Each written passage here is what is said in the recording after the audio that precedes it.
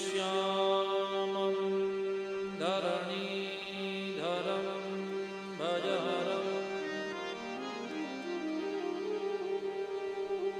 श्रीचक्रपाणिधरं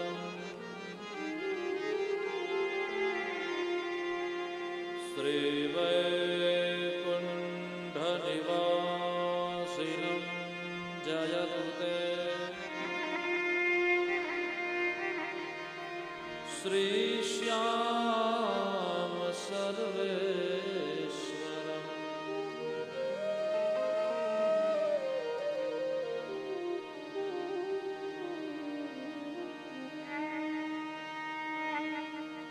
निजाश्रितानां सकलार्तिहन्तां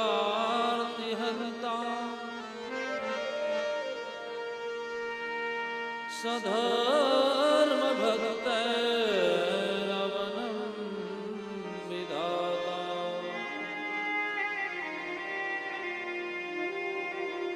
दाता सुखानां मनसेप्सितानां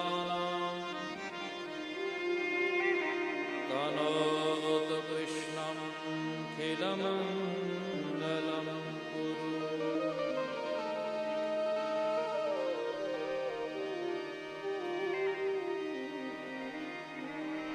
नमस्ते शारदा देवी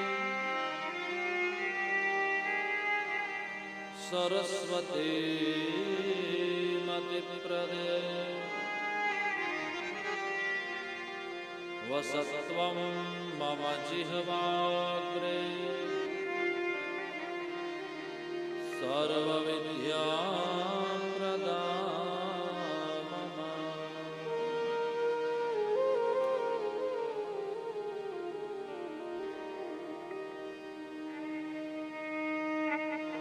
गुरुर्ब्रह्मा गुरुर्विष्णुः गुरुर्देवो महेश्वरः गुरुः साक्षात् परब्रह्म तस्मै श्री गुरुवे नमः।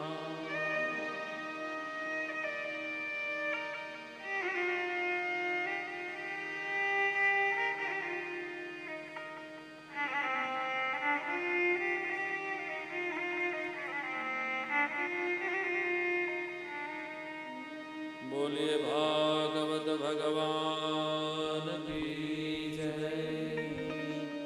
धरणीधर भगवान की जय। नागनारायण भगवान की जय। सद्गुरुदेव भगवान की जय। गंगा मैया की जय। हनुमान जी महाराज रामचंद्र भगवान की जय। ओम नमः पार्वती पतये हर हर महादेव।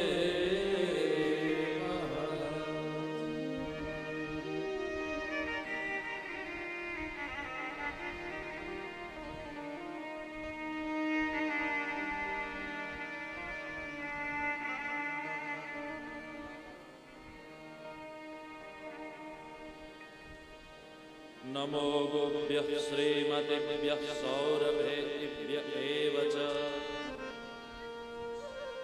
नमो ब्रह्मसुताभ्यश्च पवित्राभ्यो नमो नमः। ततः सर्वगुणोदर्के सानुकूलग्रहोदये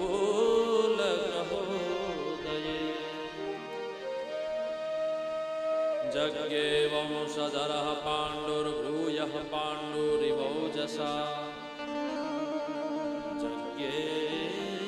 वंशधरः पाण्डुर्भूयः पाण्डुरिवोजसा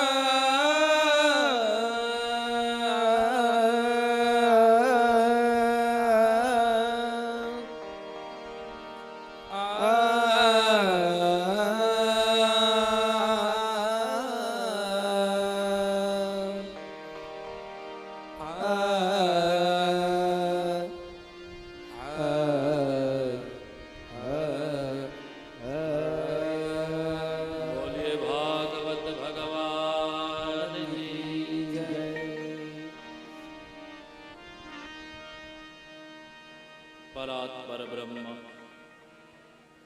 अकारण करुणा वरुणालय वांगमय स्वरूप शब्ददेह स्वरूप भगवान भागवत जीना चरणों में सदैन्य भावे प्रणाम करीने खलखल निनाद करती मां भगवती भागीरथीना चरणों में प्रणाम करीने पूज्य बापूना लाडला प्यारा शिष्य वृंद पधारे हुए हमारे पूज्य चरण और जिनकी निश्रा में जिनकी छत्र छाया में हम आनंद कर रहे हैं ऐसे हमारे पूज्य ब्रह्मचारी जी भगवान पूज्य बापू के चरणों में भी साष्टांग सदैन्य भावे प्रणाम करते हुए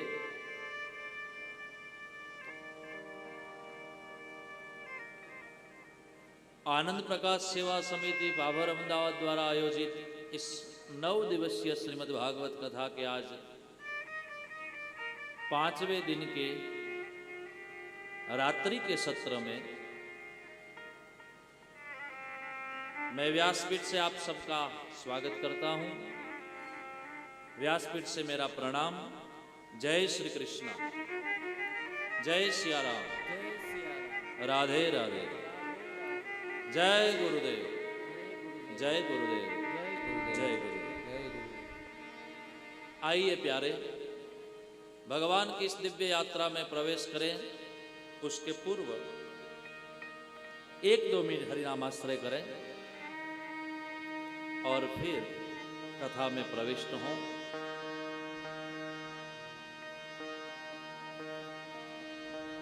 मेरो प्यारो नंद लाल किशोरी राधे, प्यारो नंद लाल किशोरी राधे, मेरो प्यारो नंद लाल किशोरी राधे, मेरो प्यारो नंद लाल किशोरी राधे, किशोरी राधे।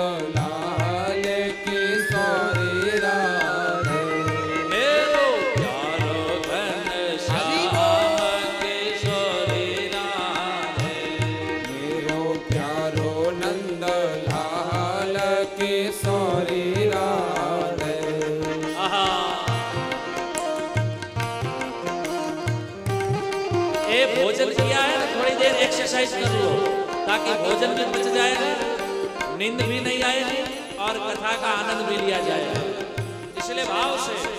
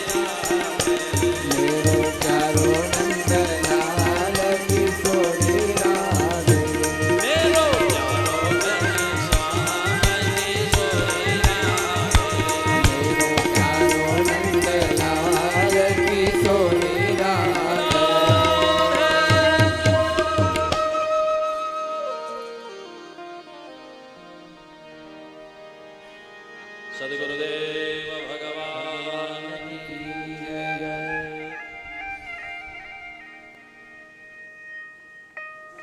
भगवान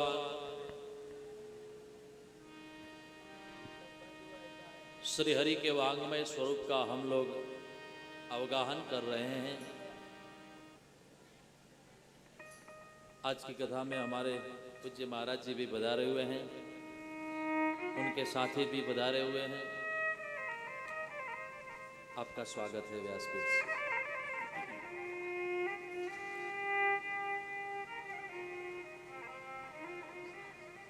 भगवान સદગુરુદેવ ભગવાનની જન્મ શતાબ્દી મહામહોત્સવમાં આપણે બધા જ આનંદ લઈ રહ્યા છીએ, આનંદમાં આનંદ લઈ રહ્યા છીએ.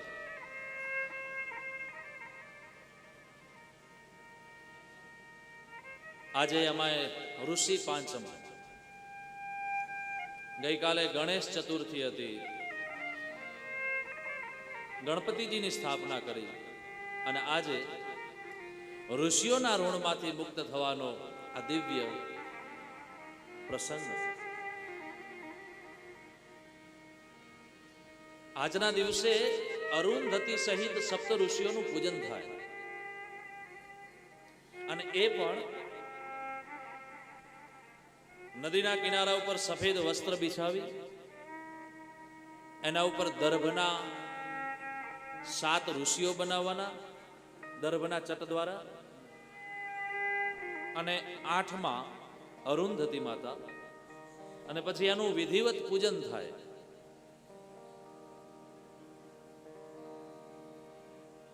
એટલે કે ઋષિઓને આપણે તર્પણ કરી રહ્યા છીએ. આપણે કેટલાના ઋણ ચડાવ્યા છે ત્યારે આપણને આ દેહ મળ્યો છે. ઋષિઓનું, દેવોનું, પિતૃઓનું, આ બધા આપણા ઉપર ઋણ છે. અને ઋણ અદા કરવાના જે દિવસો આવે છે એ દિવસે આપણે એને ઋણ અર્પિત કરીએ છીએ. એટલે આજે આપણે આપણા ગુરુને એક તર્પણ કર્યું. આપણા ગુરુને આપણે ઋણમાંથી મુક્ત થવા માટે પૂજા કરી, એક અર્ચના કરી.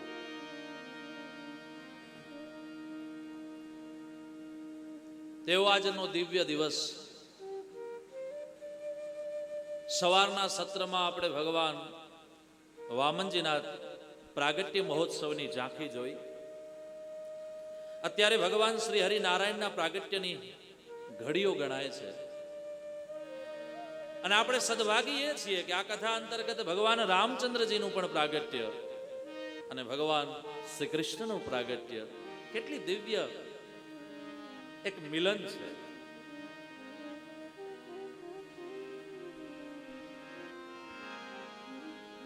તેવો આ દિવ્ય સમય. સવારના સત્રમાં ભગવાન દાદા ભીષ્મના મહાપ્રયાણની કથા આપણે સાંભળી હતી. અને એના પછી ભગવાન શ્રી કૃષ્ણ દ્વારિકા ગયા, દ્વારિકામાં રોકાયા છે. અર્જુન પણ ત્યાં રોકાયા.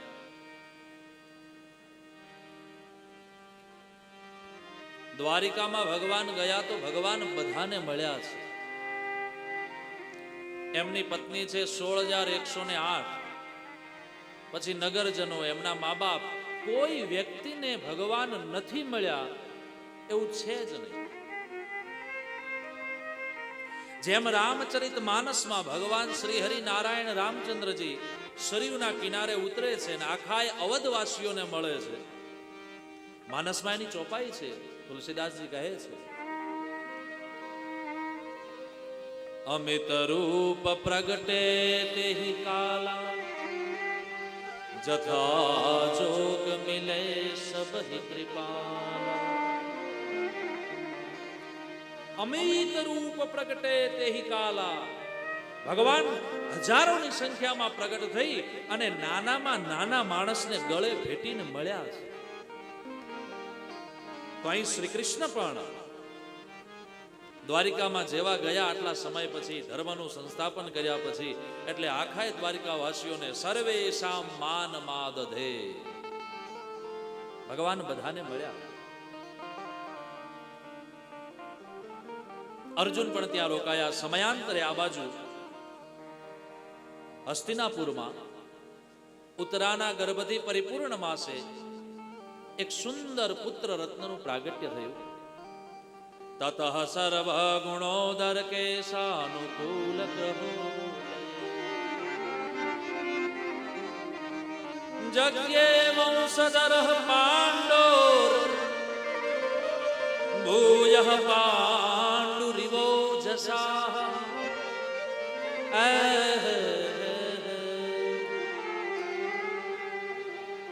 જગ્યેવંશધર પાંડવ ભૂયઃ પાંડોરિવંશસા. પોતાના કુળમાં એક સૂર્ય ઉગ્યો પાંડવ વંશમાં. બધાને આનંદ છે. પછી તો બ્રાહ્મણ દેવતાઓને બોલાવ્યા અને બ્રાહ્મણ દેવતાઓ આવીને એમનું જાત કર્મ સંસ્કાર કર્યા અને પછી નામકરણ કર્યું. પણ ત્યારે બ્રાહ્મણ દેવતાઓ કહે છે કે હે યુધિષ્ઠિરજી મહારાજ, તમારો આ પૌત્ર સામાન્ય નથી. તમારો આ પૌત્ર શિવી સમાન શરણાગત વત્સલ થશે, મૃગેન્દ્ર જેવો વિક્રાંત થશે, વસુધા સમાન ધૈર્યવાન થશે, રામ સમાન સર્વને પ્રેમ આપનારો થશે, શિવી સમાન શરણાગત વત્સલ થશે, મૃગેન્દ્ર જેવો વિક્રાંત થશે. એટલું જ નહીં, બંને અર્જુન એટલે કે સહસ્ત્રાર્જુન અને કુંતી અર્જુન જેવું બાણાવળી થશે.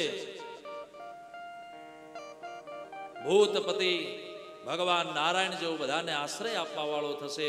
અને એટલું જ નહીં, હે પ્રભુ, હે રાજન, તમારો આ પૌત્ર ગંગાના તટ ઉપર અનેક અશ્વમેધ યજ્ઞ કરી અને જગતના જીવ માત્રને આનંદ આપશે.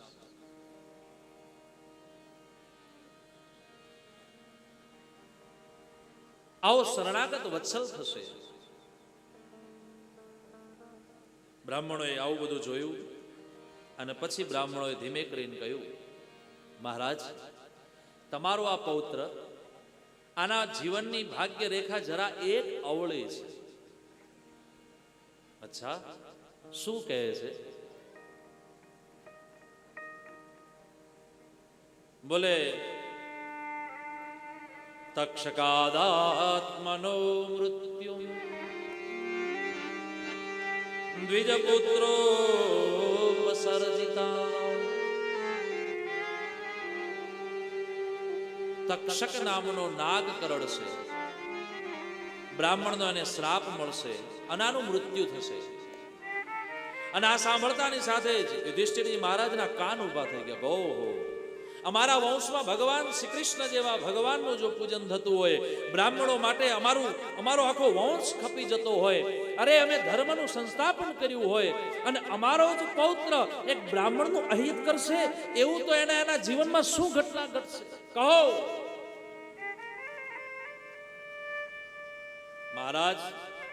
બ્રાહ્મણોનો શ્રાપ થશે, આને મૃત્યુ થશે, એ પણ સર્પદંશથી. પણ મુક્ત સંગ પદમ હરે, જ્યારે એનું મૃત્યુ થશે એના પહેલા તો એને ભગવાનનું ધામ મળી ગયું હશે. ભગવાન નારાયણની સાથે એનો ભેટો થશે. બ્રાહ્મણોને દાન દક્ષિણા આપી પછી બ્રાહ્મણ દેવતાઓએ નામકરણ કર્યું. તમારો આ દીકરો, તમારો આ પૌત્ર જન્મતાની સાથે જ દિશાઓમાં જો નાનું બાળક જન્મે ને ક્યારે દિશાઓમાં જોવે નહીં, પણ તમારો આ દીકરો જન્મતાની સાથે જ દિશાઓમાં જોવે છે. નહીં તો નાનું બાળક હોય, હમણાં જન્મ્યું, એની આંખ ખુલ્લી ન હોય. એટલે બ્રાહ્મણોને આશ્ચર્ય થયું કે આમાં કંઈક રહસ્ય છે. અને એવો આ દીકરો જન્મતાની સાથે દિશાઓમાં જોવે છે, એટલે આનું નામ બ્રાહ્મણ દેવતાઓએ આપ્યું છે પરીક્ષિત. પરી માને દ્રષ્ટિ, ક્ષિત માને દિશા. જેની જન્મતાની સાથે જ દિશાઓમાં દ્રષ્ટિ છે એવા પરીક્ષિતજી મહારાજ. તો પરીક્ષિતજી મહારાજનું નામકરણ થયું. પરીક્ષિતજી ધીમે ધીમે મોટા થવા માંડ્યા. આ બાજુ અર્જુન હજુ ભગવાન શ્રી કૃષ્ણને મૂકીને આવ્યા નથી, દ્વારિકામાં જ રોકાયા છે. વિદુરજી મહારાજ યુદ્ધ પહેલા યાત્રા માટે નીકળી પડ્યા છે, યુદ્ધમાં રોકાયા નથી. એ વિદુરજી મહારાજ 36 વર્ષ પેદલ યાત્રા કરી અને પુનઃ પાછા હસ્તિનાપુરમાં આવે છે. હસ્તિનાપુરમાં આવેલા વિદુરજીનું સ્વાગત કર્યું. 36 વર્ષ પેદલ યાત્રા કરી, આખા ભારત વર્ષમાં ભ્રમણ કર્યું. 1-2 વર્ષની 36 વર્ષ.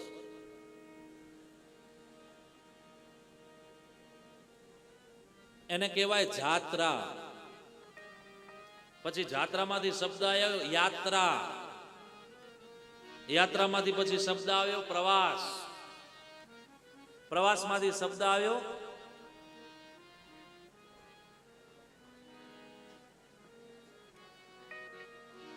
ફરવા ગયા. અમે ફરવા ગયા હતા.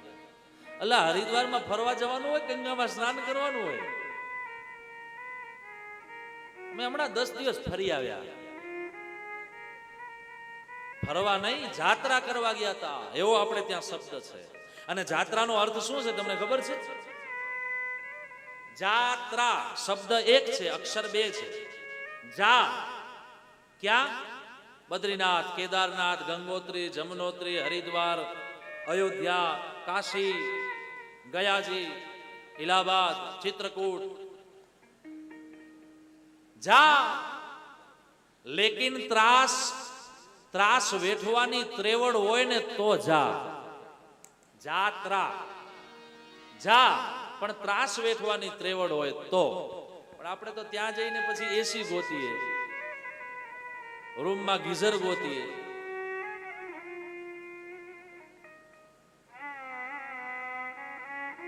ઠીક છે, જરૂરી છે સમયાંતરે, પણ ભાવ આપણો શુદ્ધ અને સાત્વિક હોવો જોઈએ કે આપણે જાત્રા કરવા આવ્યા છીએ, આપણે દર્શન માટે આવ્યા છીએ, આપણે ગંગા સ્નાન કરવા માટે આવ્યા છીએ.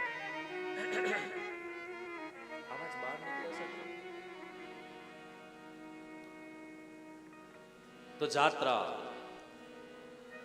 તો વિદુરજી યાત્રા કરીને આવ્યા છે. વિદુરજીનું સ્વાગત થયું. વિદુરજી રોકાયા છે રાત્રિ પર્યંત. યુધિષ્ઠિરજી મહારાજે વિદુરજી સાથે બહુ બધી ચર્ચાઓ કરી, કેવી રીતે યુદ્ધ થયું, શું કર્યું, કેમ જીત્યા, એ બધી કથા થઈ ગઈ.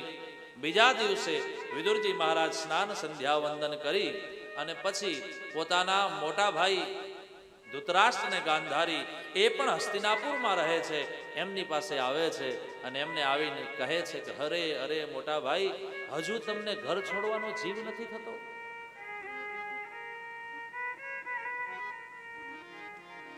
હજુ તમને ઘર છોડવાનો જીવ નથી થતો? મહાભારતનું યુદ્ધ થયું, દીકરાઓ મરાઈ ગયા, છેવટે પાંડવો પાસે તમારે રહેવું પડ્યું ને તોય હજુ ઘર નથી છોડતા? હવે તો સમય પાકી ગયો. અને રાત્રિના સમયમાં વિદુરજીની વાતોને સાંભળીને ગાંધારીને ધૃતરાષ્ટ્ર બંને તૈયાર થયા અને રાત્રિમાં નીકળી પડ્યા. હસ્તિનાપુરની ગાદી છોડી રાત્રિમાં નીકળેલા વિદુર, ગાંધારી અને ધૃતરાષ્ટ્ર અહીં ગંગાના તટ ઉપર આવે છે. અહીંથી આગળ તમે જાઓ, સપ્ત સરોવર છે અને ત્યાં સપ્ત સરોવરની 7 ધારા જ્યાં ગંગાની છે, એ ત્યાં સપ્ત સરોવર ઉપર આવી ગાંધારી અને ધૃતરાષ્ટ્રે ભગવાનનું ભજન કર્યું. અને ભાગવતમાં સ્પષ્ટ લખ્યું છે કે ગાંધારી અને ધૃતરાષ્ટ્ર છેલ્લે ભજન કરીને ભગવાનના ધામમાં ગયા. નહીં તો આટલું બધું અધર્મનું કાર્ય કરનારા પણ છતાંય ભગવાને છેલ્લે ભજન કર્યું તો એમને માફ કરી અને મુક્તિ આપી. આ બાજુ સવાર પડ્યું, યુધિષ્ઠિરજી મહારાજ શોધે છે પણ ક્યાંય મળતા નથી. અને પછી યુધિષ્ઠિરજી ચિંતિત થયા. પણ ખેર ખબર પડી કે તો નીકળી ગયા છે દેવર્ષિ નારદ દ્વારા. અને પછી સમય વીતે છે. આ બાજુ અર્જુનજી હજુ પાછા નથી આવતા. યુધિષ્ઠિર અને મોટા ભાઈ ભીમ બંને ચિંતા કરે છે કે અર્જુન કેમ હજુ નહીં આવ્યો હોય, શું થયું છે? દ્વારિકામાં બધા કુશળ તો હશે ને, દ્વારિકામાં કોઈ તકલીફ તો નહીં હોય ને, કેમ હજુ અર્જુન ના આવ્યો? અને એ ચિંતામાં જ્યારે બેઠા છે ને ત્યાં તો દ્વાર ઉપર અર્જુનનો રથ આવ્યો, મોઢું ઉતરી ગયેલું, અને ધીમે કરીને અર્જુન જ્યાં અંદર પ્રવેશ કરે, યુધિષ્ઠિરજી પૂછે છે, અરે અર્જુન, કેમ તારું મોઢું ઉતરી ગયું છે? શું થયું? આવેલાને શરણાગતિ ના આપી શક્યો? બ્રાહ્મણ, વેદ, સાધુ, ગાય અને દીકરીની રક્ષા ન કરી શક્યો? અરે તને ખરા સમય તારું ગાંડીવ સાથ ના આપ્યું? શું થયું? કારણ શું છે? અર્જુન કાંઈ શબ્દ એક બોલતો નથી. મોઢું નીચું છે, પગના અંગૂઠાથી ભૂમિને ખોતરે છે, મુખમાંથી એક પણ શબ્દ નથી. અને ત્યાં તો યુધિષ્ઠિરજી મહારાજ કહે છે, અરે અર્જુન, શું ચિંતા છે? તું કેમ કાંઈ બોલતો નથી? અરે દ્વારિકામાં બધા કુશળ તો છે ને? દ્વારિકાવાસીઓ શું કરે છે? વસુદેવ, દેવકી, ઉગ્રસેન, શામ, રૂક્ષ્મણી, સત્યભામા, મિત્રવૃંદા, નાગનજીતી, આ બધા શું કરે છે?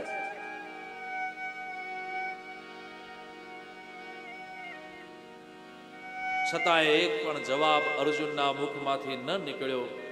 ત્યારે યુધિષ્ઠિરજી કહે છે, અરે અર્જુન, દ્વારિકામાં બધા કુશળ તો છે ને? ભગવાન શ્રી કૃષ્ણ શું કરે છે? અને જ્યાં ભગવાન શ્રી કૃષ્ણના શબ્દને સાંભળ્યા ત્યાં તો અત્યાર સુધી રોકાયેલું અર્જુનના દિલમાં એ શબ્દ એ રુદન બની આંખમાંથી નીકળી પડ્યું અને ધ્રુસકે ધ્રુસકે અર્જુન રડવા માંડ્યા. મોટા ભાઈ, શ્રી કૃષ્ણએ આપણા બધા વચ્ચેથી વિદાય લઈ લીધી. હે? બોલે હા, ભગવાન શ્રી કૃષ્ણ સ્વધાગમન કરી ગયા.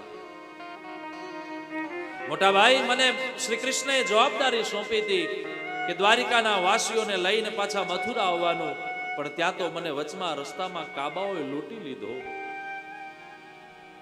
આજ મને સમજાયું કે શ્રી કૃષ્ણનું તત્વ શું હતું, શ્રી કૃષ્ણનું તેજ શું હતું અને શ્રી કૃષ્ણએ આપણા માટે શું કર્યું છે. મોટા ભાઈ, હું અર્જુન કાંઈ નથી. જે કાંઈ હતું એ શ્રી કૃષ્ણના આધારે જ હતું. શ્રી કૃષ્ણ નહીં હૈ તો અબ હમ કુછ નહીં હૈ. હાવ સાચી વાત છે વાલા. જ્યાં સુધી આપણા હૃદયમાં પણ શ્રી કૃષ્ણ બેઠો છે આત્મા રૂપ, ત્યાં સુધી આપણે બધું જ કામ કરી શકીએ છીએ. બાકી જે દિવસ પ્રાણાત્મા રૂપ શ્રી કૃષ્ણ નીકળી ગયો એ દિવસે हमारी क्या अस्तित्व, हम क्या कर सकेंगे?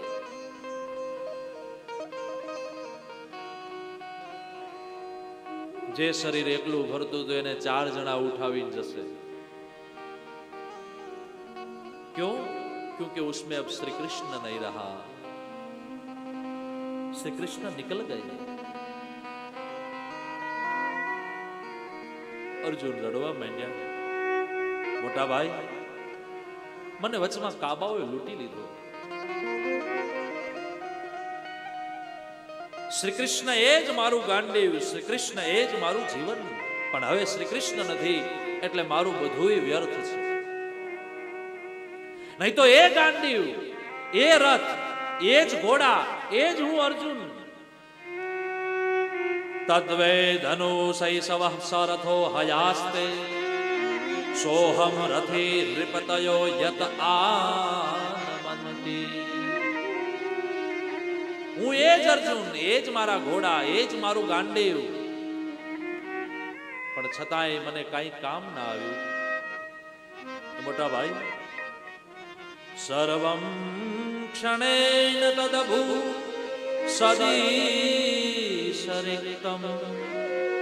ભસ્મન હુતમ ગુહકરાદ્ વિમોક્તમસ્યામ. હે મોટા ભાઈ, જેમ યજ્ઞ કુંડમાં અગ્નિ ન હોય ને ગમે એટલું ઘી હોમો તો એ ઘી વ્યર્થ છે, એમ શ્રી કૃષ્ણ વિહોણું જીવન વ્યર્થ છે. बिना श्री कृष्ण के हमारा जीवन कुछ नहीं है. जो भी कुछ था सो श्री कृष्ण ही था. नहीं तो ये अर्जुन नो જ્યારે રથ ચાલતો ત્યાં તો દિગ્ગજ દિગ્ગજ ડોલ મહિગીર લોલ સાગર ખર ભરે. દિશાઓ ડોલે, સાગર ઉછળવા માંડે. ગાંડીવનો ટણકાર થાય ને ત્યાં તો મોટા મોટા પહાડોના ગિરિકંદરાઓમાંથી મુનિઓ નીકળી જાય, મોટા મોટા પહાડોની ચોટીઓ તૂટી જાય. હે અર્જુન, પણ આજ સામાન્ય કાબાઓની સામે, અને કાબાઓ બીજા કોઈ નતા, શ્રી કૃષ્ણ જ બનીને આવ્યા હતા.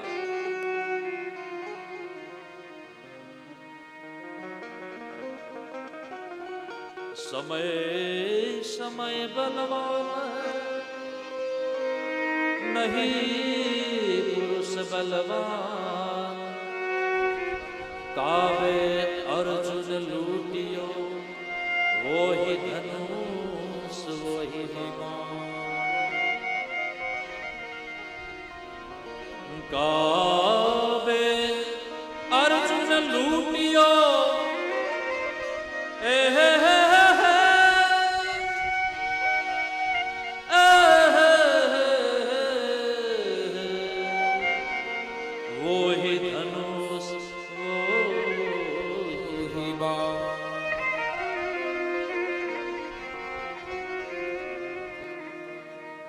समय समय बलवान है नहीं पुरुष बलवान, काबे अर्जुन लूटियो वही धनुष वही बाण.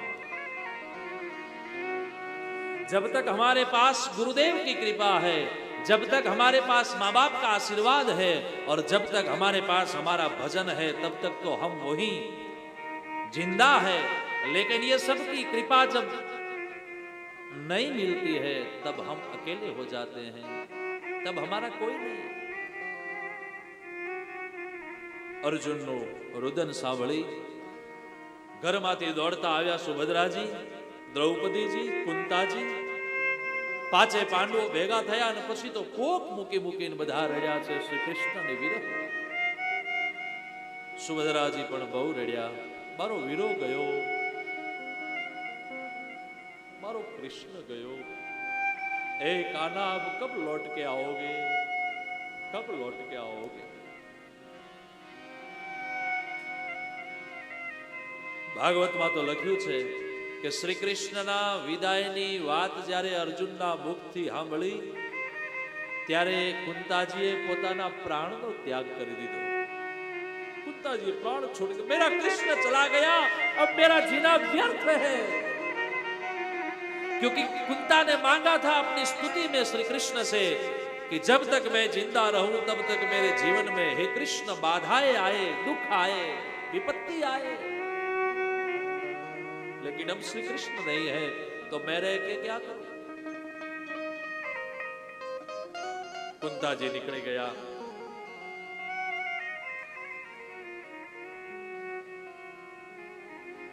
यदूनाम भगवत गतिम चताम, और लख्યું છે ભાગવતમાં. भगवान श्री कृष्ण का वियोग सुनते ही कुंता ने अपने देह का त्याग कर दिया और वही प्राणात्मा श्री कृष्ण में मिल गया.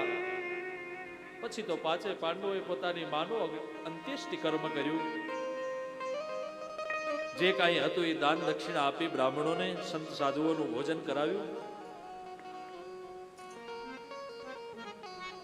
अब क्या करें, बिना श्री कृष्ण से हम क्यों रहें, चलो चलते हैं, आप लौट चले. અને પાંચે પાંડવો, દ્રૌપદી આ બાજુ ધીમે ધીમે ધીમે પોતાનો પૌત્ર પરીક્ષિત મોટા થયા. હજુ લગ્ન નથી થયા, પણ પરીક્ષિતને ગાદી સોંપી હસ્તિનાપુરની, અને પાંચે પાંડવો અને છઠ્ઠી દ્રૌપદી હિમાલય તરફ પ્રયાણ કર્યું. પહેલા કેદારેશ્વર મહાદેવના દર્શન કર્યા, પાંડુક ક્ષેત્ર જેને કહે છે. ત્યાં કેદારનાથના દર્શન કરી અને ત્યાંથી બીજી પહાડીમાં ભગવાન બદ્રીનાથના દર્શન કર્યા, પૂજન અર્ચન કર્યું, અને ત્યાંથી પછી ધીમે ધીમે સ્વર્ગારોહિણી તરફ પ્રયાણ કર્યું.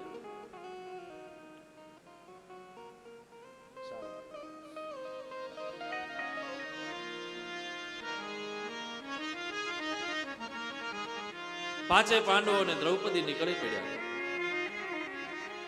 લખ્યું છે ભાગવતમાં એ ભગવાનનું ભજન યજન કરતા કરતા સદેહે બધાએ આગળ વધ્યા. ધીમે ધીમે એકબીજા ગળતા ગળતા છેલ્લે યુધિષ્ઠિરજી મહારાજ માત્ર એક અંગૂઠો ગળ્યો પણ પોતે ભગવાનના ધામમાં. કેમ કે ધર્મ છે, ધર્મનો ક્યારે વિનાશ નથી. પણ એ હિમાલયના કેડે જ્યારે હાલ્યા ત્યારે આકાશમાંથી શબ્દ આવ્યો. ભાગવતમાં નથી લખ્યું, હોદતા નહીં કોઈ. હા, આ તો કવિની ભાષા છે.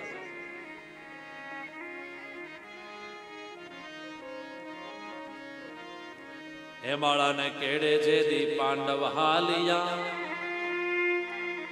અરે દીઠેલ એણે સુંદરી સુહાગણ.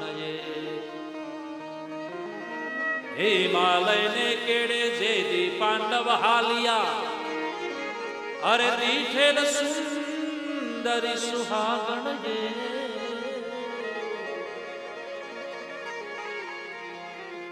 આ વગેરા ઓઢણા ને પાણીડાના પહેરણા, અને એણે પૂછ્યું વાણીમાં રાખી વિવેક. એક સ્ત્રીનો અવાજ આવ્યો. પાંચે પાંડવો અને દ્રૌપદી જોવા માંડ્યા કે આ પહાડોમાં કોણ સ્ત્રી હોય. કારણ કે બદ્રીનાથથી તમે ઉપર જાઓ એટલે ત્યાં તમને પહાડો ઉપર માત્ર બરફની ચાદર જ જોવા મળે. એકેય વૃક્ષ નથી કે કોઈ ઘાસ નથી. કેમ કે ઓક્સિજનની કમી છે, અને જ્યાં ઓક્સિજન ન હોય ત્યાં શુદ્ધ ઓક્સિજન ન હોય ત્યાં વૃક્ષ ન થાય, ત્યાં ઘાસ ન થાય. સીધી વાત છે. તો પછી આ સ્ત્રી અહીં કોણ? પૂછ્યું એણે વાણીમાં રાખી વિવેક. શું પૂછ્યું? એણે પહેર્યું છે શું? આવ કેરા ઓઢણા ને પાણીડાના પહેરણા, અરે પૂછ્યું એણે વાણીમાં રાખી વિવેક. वाणी में विवेक रखते हुए उस स्त्री ने पूछा. आवाज आई, आकाश से. पांचों पांडव इधर उधर देखने लग गए कि इतनी पहाड़ियों में आवाज कहां से आई, कौन बोल रहा है. અને તેથી એ સ્ત્રી કહે છે, રથડા ક્યાં મેલ્યા અને મુકુટ કેમ માથે નથી.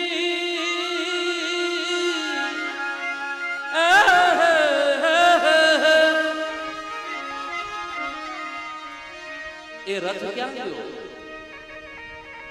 એ મહાભારતના મુકુટને જે પહેરવા માટે તમે તમારા ભાઈઓને માર્યા છે, એ મુકુટ ક્યાં ગયો?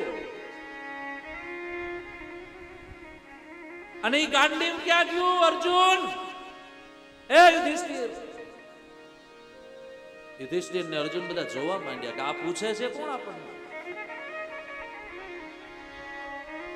રથડા ક્યાં મેલ્યા ને મુકુટ કેમ માથે નથી. ભારત વર્ષના તારણ, હે ભારત વર્ષના તારણહારો, આ બધું ક્યાં ગયું? આ કોણ છે સ્ત્રી?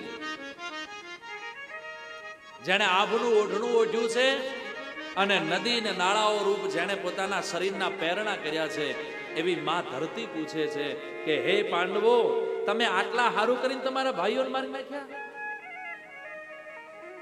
આ કવિનો ભાવ છે, બાકી મૂળ ભાવ તો ગીતાનો છે કે ધર્મ સંસ્થાપનાર્થાય સંભવામિ યુગે યુગે. ધર્મ સંસ્થાપનાર્થાય સંભવામિ યુગે યુગે. આમ તો ધર્મ સંસ્થાપનની વાત હતી, પણ આપણને એક મેસેજ કવિ આપે છે કે પોતાના લોભ માટે કરીને ભાઈઓ કદાચ તમારો શેઢો દબાવે, તમારી થોડીક ગરથાર દબાવે તો દઈ દો કે ભાઈ તું રાખ, વાંધો નહીં, મને ગુરુ મહારાજ બીજું આપશે. પણ એના માટે ધારિયા ન લેતા, એના માટે કોર્ટે ન ચડતા. કારણ સમાધાન કરાવવા માટેની તો કથાઓ છે. ત્યાગો,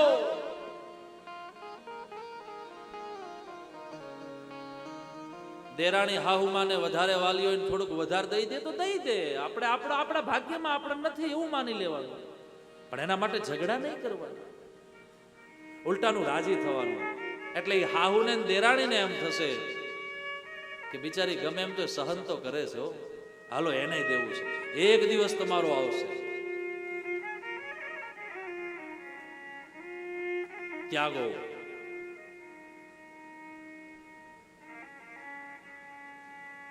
त्यागात शांति अनंतरम, त्याग से शांति का अनुभव होता है. तो पांचे पांडवों ने छठा द्रौपदी हिमालय में भगवान ना धाम में पधार्या. आ बाजू धीमे धीमे परीक्षित जी महाराज मोटा थया अने पछी स उत्तरस्य तनया मुपयेम ईरावती, ईरावती साथे एमना लग्न थया. उत्तर तनया नी दीकरी ईरावती साथे एमने लग्न कर्या अने पछी પોતાની દિવ્ય ગાદીને ચલાવી. જન્મેજય આદિ 4 પુત્રો થયા. અનેક અશ્વમેધ યજ્ઞ કર્યા ગંગાના તટ ઉપર. એક દિવસ પોતે નીકળ્યા છે, કલિયુગનો ભેટો થયો. ગાય અને બળદને જોહરે જોતરીને આ કલિયુગ ગાયને ને બળદને હેરાન કરી રહ્યો છે. અને ત્યારે પરીક્ષિતજી કલિ પુરુષને મારવા માટે તૈયાર થયા. પણ કલિ પુરુષને મારવા ગયા ત્યાં તો કલિ પુરુષે કહ્યું, મહારાજ મને મારશો નહીં, હું કલિયુગ છું. દ્વાપર પૂરો થયો, ભગવાન શ્રી કૃષ્ણ ગયા પછી હવે મારો વારો છે, એટલે મને મારશો નહીં. તમે મને રહેવાનું યોગ્ય સ્થાન આપો, હું ત્યાં રહીશ. અને પછી કલિયુગને 4 સ્થાન આપ્યા છે. આપણે બધા એમ કહીએ કે કલિયુગ કલિયુગ કલિયુગ, પણ કલિયુગ છે ક્યાં? તો કે કલિયુગ આ 4 સ્થાનોમાં છે. આ 4 સ્થાનને જે ન ભોગવે એને કલિયુગ ક્યારે નડતો નથી. હાવ કાન ખોલીને સાંભળજો. દ્યોતમ પાનમ સ્ત્રિયઃ સૂના યત્ર ધર્માશ્ચતુર્વિધાઃ. દ્યુતમ પાનમ સ્ત્રિયઃ સૂના यत्र धर्मश्चतुर्विधः. દ્યુત માને જુગાર, પાન માને મદિરા, દારૂ. દ્યુત માને જુગાર, મદિરા માને દારૂ, પાનમ સ્ત્રિયઃ પરાયા પુરુષ યા પરાઈ સ્ત્રીનો સંગ, અને ચોથું હિંસા, કત્લખાનું. આ 4 સ્થાનોને જે ભોગવે છે, અથવા તો 4 માંથી કોઈ એકને જે ભોગવે છે, એની પાસે કલિયુગ છે. અને એ માણસ હેરાન જ થાય છે, ક્યારે સુખી થતો નથી. માટે આ 4 સ્થાનોથી દૂર રહો. કલિયુગ પણ સ્વયં કહે છે, મહારાજ મારા માટે આ એકેય યોગ્ય નથી, મને એક યોગ્ય આપો. પુનશ્ચયાચમાનાય જાતુરૂપમદાત પ્રભુ. ફરીથી યાચના કરી, માંગણી કરી, અને માંગણી કરી એટલે 5મું સ્થાન આપ્યું, જાતુરૂપ. જાતુરૂપ માને સોનું. હે કલિયુગ, તારો સોનામાં વાસ થાઓ. પણ કયું સોનું? બોલે ઉપરના 4 સ્થાનોને જે ભોગવી અને સોનાને ભેગું કર્યું છે, એવા અધર્મી સોનામાં હે કલિયુગ તારો વાસ થાઓ. કલિયુગ પોતાના પરિવાર સાથે રહેવા માંડ્યો. જ્યાં કલિયુગ છે ત્યાં શું છે? લોભો નૃતમ ચોર્યમ અનાર્યમહો જ્યેષ્ઠા ચ માયા કલહશ્ચ દંભઃ. જ્યાં કલિયુગ છે ત્યાં 9 વસ્તુ છે. કલિયુગના બીજા 9 સ્થાનો. જ્યાં લોભ છે ત્યાં કલિયુગ છે. અનૃત માને અસત્ય બોલે છે જે માણસ, ત્યાં કલિયુગ છે. ચૌર્ય, જે ચોરી કરે છે ત્યાં કલિયુગ છે. મનાર્ય, મનાર્ય માને દુષ્ટતા, જે માણસ દુષ્ટ છે એ કલિયુગ છે. મમહો, મમહો માને સ્વધર્મનો ત્યાગ કરી અને બીજા ધર્મનો વાહવા કરવી, એને કહે છે મમહો. ત્યાં પણ કલિયુગ છે. જ્યેષ્ઠા માને દરિદ્રતા. 7મું માયા, એટલે કે કપટ, કલહશ્ચ એટલે ઝઘડા, અને દંભ ન હોવા છતાંય પોતે જગતને એવું બતાવે કે હું આવો છું. આવો જે દંભ કરનારા આવા 9 જે સ્થાનો છે, આમાંથી કોઈ પણ એક વૃત્તિ આપણામાં હશે તો સમજવાનું કે આપણે કલયુગની આવૃત્તિમાં છીએ. તો આમ આવા સ્થાન બતાવ્યા, અને આ સ્થાનોને કોણે ન ભોગવવા જોઈએ?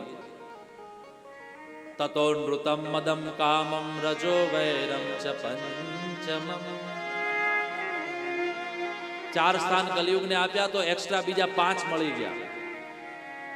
તતો નૃતમ, જ્યાં જુગાર હોય ત્યાં શું હોય? અનૃત, અસત્ય, ખોટું. અને જુગારમાં ખોટું જ હોય ને. તતો અનૃતમ, જ્યાં અનૃત છે એટલે કે જુગાર છે ત્યાં આપોઆપ ખોટું આવી ગયું, એટલે અસત્ય આવી ગયું. એટલે 1 ને 1 2 થઈ ગયા. પછી પાનમ એટલે મદિરા, તો મદિરા હોય ત્યાં શું હોય? તો તતો અનૃતમ મદમ, ત્યાં મદ હોય, ખોટે ખોટું અભિમાન.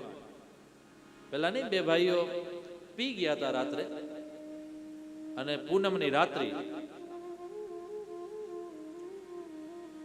અને થાળી જેવડો ચંદ્રમાં આકાશમાં ઉગેલો, અને આ 2 પી ગયેલા મારા વાલા. 2 ઝઘડે, ઓલો કે આ સૂર્ય છે, ઓલો કે નહીં નહીં આ ચંદ્ર છે.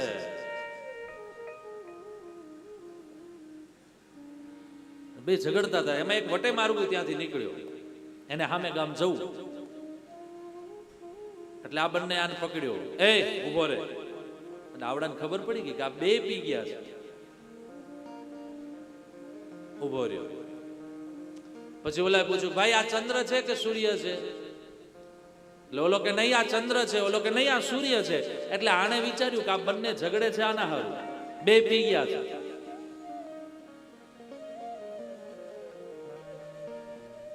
આને વિચાર કર્યો કે ચંદ્ર કહીશ તો સૂર્ય વાળો ઝઘડશે મારાથી, સૂર્ય કહીશ તો ચંદ્ર વાળો મારા ઝઘડશે, મારે શું કરવાનું?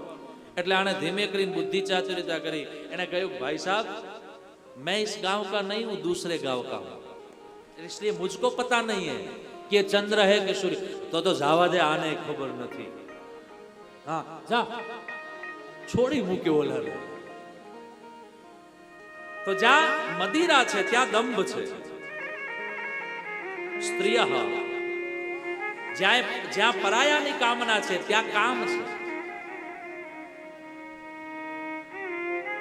અને સુના માને જ્યાં હિંસા છે, કતલખાના છે, ત્યાં શું છે? વૈર. રજો વૈરમ ચ પંચમમ, વૈર ભાવ જાગે. તો આવા 5 ને 5 10 સ્થાન મળી ગયા આપોઆપ કલયુગને. એટલે કલયુગનો પછી ધીમે ધીમે વિસ્તાર મોટો થવા માંડ્યો, અને પછી તો એ આવૃત્તિમાં જે આવવા માંડ્યા એમને એના ઘર વધવા માંડ્યા. પછી તો ધીમે ધીમે પાછા પરીક્ષિતજી પોતાના ઘરે આવ્યા. ઘરે આવી પોતાનો મુકુટ નીચે ઉતાર્યો, અને એક જૂનો પટારો પડ્યો હતો. એ પટારાને ખોલ્યો તો એમાં એક જૂનો મુકુટ પડ્યો હતો. ભીમ અને જરાસંધનું યુદ્ધ થયું ત્યારે ભીમે જરાસંધને મારી અને જરાસંધ પાસેથી એ મુકુટ લઈ આવેલા, અને એ મુકુટ હસ્તિનાપુરની એ પટારામાં પડેલો હતો. અને આજે પરીક્ષિતજીએ જોયો, એટલે પરીક્ષિતજીને થયું કે લાવો જરા આ મુકુટ તો જોવું કેવો છે. એટલે પરીક્ષિતજીએ પોતાનો મુકુટ એક બાજુ ઉતારી અને એ મુકુટ પહેર્યો. એટલે કે હા તો બહુ સારું લાગે છે, હા બહુ સરસ, હાલો હવે આને પહેરીએ. એ થોડી વાર પહેર્યો, એમાં બુદ્ધિ બગડી. ધ્યાન દેજો, જેનું ગર્ભમાં રક્ષણ ભગવાન શ્રી કૃષ્ણે કર્યું છે, જેના વંશમાં ભગવાન શ્રી કૃષ્ણ હમણાં ગયા છે, અને જેનો આવો પ્રતાપી વંશ છે, એવા પરીક્ષિતજી જે પ્રતાપી વંશમાં જન્મ્યા છે, એ પરીક્ષિતજીએ માત્ર મુકુટને ધારણ કર્યો માથા ઉપર, અને બુદ્ધિ બગડી.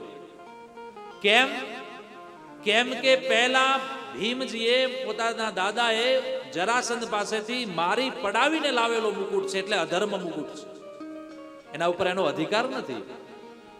અધર્મયુક્ત લાવેલો એ મુકુટ અત્યારે પડ્યો હતો, અને જ્યારે પરીક્ષિતજીએ પહેર્યો ત્યારે પરીક્ષિતજીની બુદ્ધિ બગડી.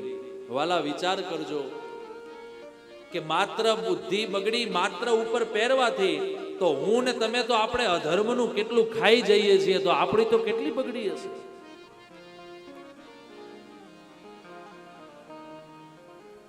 અને એ મુકુટ માથે પહેર્યો ને ત્યાં મનમાં વિચાર આવ્યો. શું આવ્યો? એકદા ધનુરુદ્યુમ્ન વિચરન મૃગજાવને મૃગાન અનુગતઃ શ્રાંત ક્ષુધિત સૃષ્ટો એકદા ધનુરુદ્યુમ્ન વિચરન મૃગજાવને.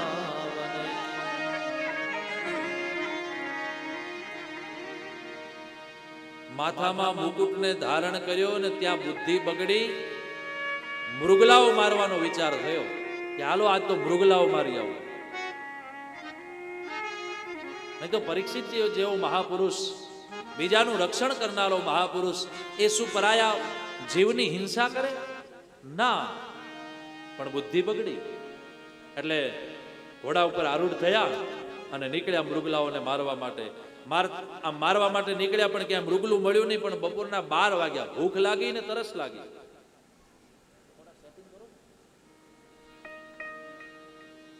ભૂખ ને તરસ લાગી.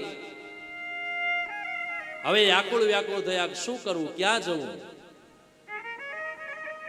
અને ત્યાં એક દૂર આશ્રમ જોયો એટલે એ આશ્રમ તરફ પ્રયાણ કર્યું. અને એ આશ્રમમાં આવ્યા તો ત્યાં